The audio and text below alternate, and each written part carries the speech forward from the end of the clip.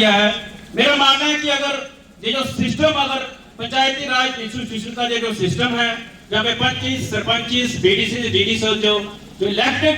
Representative होते हैं, जो ग्रास रूट लेवल पर जो लोगों के लिए छोटे छोटे मसले मिसाइल जो आज एक पब्लिक दरबार का रूप लेकर जहां पे आज लोगों ने अपनी मुश्किल रखे, मुझे लगता है कि अगर ये ग्रास रूट लेवल का जो सेटअप अगर पंचायतों में जल्द से जल्द इसको बहाल किया जाए तो ये कितने बड़ा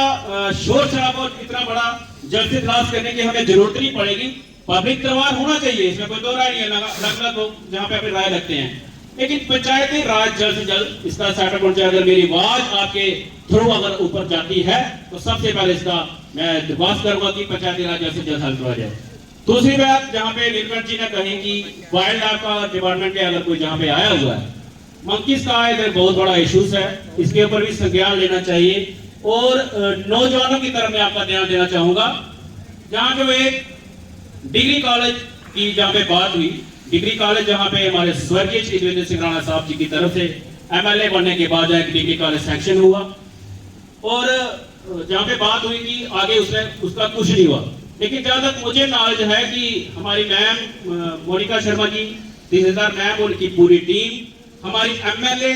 दिव्यानी राणा जी के दिशा अनुसार, मुझे लगता है कि शायद जहाँ पे उन्होंने जमीन भी देख रखी है, तो उसके बाद मेरी आपसे गुजारिश है कि उसका जल्द से जल्द आप उसका कार्य शुरू करवाएं, ताकि ये जो पूरा पसमानदा इलाका है, पूरा ब्लॉक मथुआर का, इसके जितने भी नौजवान साथी हैं, मेरे बच्चे हैं, मेरी जो बहनाएं हैं, मेरे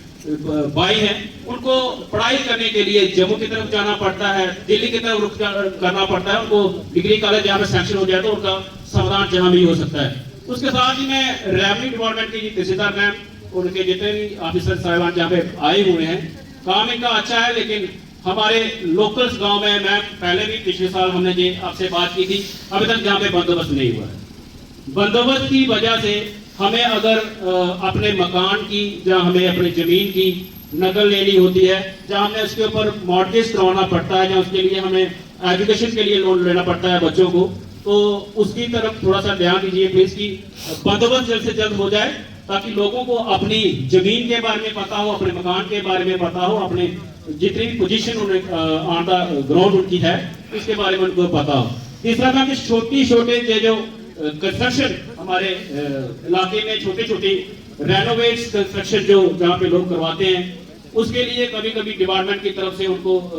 कहा जाता है कि पहले आप परमिशन लाइए, या फिर उसके लिए आप कुछ डॉक्यूमेंट्स दिखाइए। जो नए कंस्ट्रक्शन के लिए बहुत अच्छा है, नए कंस्ट्रक्शन के लिए होना चाहिए, लेकिन जो कंस्ट्रक्शन लोगों ने अपने में घर बनाए हुए हैं उसको थोड़ा रेनोवेट करने के लिए अगर आपकी तरफ से थोड़ी सी रिलैक्सेशन दी जाए तो मैं समझूंगा कि गरीब लोगों का, गरीब आवाम का बहुत बड़ा इसमें होगा। तीसरा जो अपना राशन कार्ड की समस्या है, पिछले लगभग 8-10 सालों से नए राशन कार्ड भी नहीं बने हैं, उसकी वजह से भी लोगों को बहुत प्रॉब्लम आ रही है। इधर बात हुई कि मैं सराहना करना चाहूंगा जहां पे एसएचओ गरोटा सुदीप कोटो जी का और एसडीपीओ अखनूर वीरेंद्र गुप्ता जी का, जिनकी तरफ से युवाओं के लिए सिविक्स एक्शन प्रोग्राम के तहत एक टूर्नामेंट का जहां पे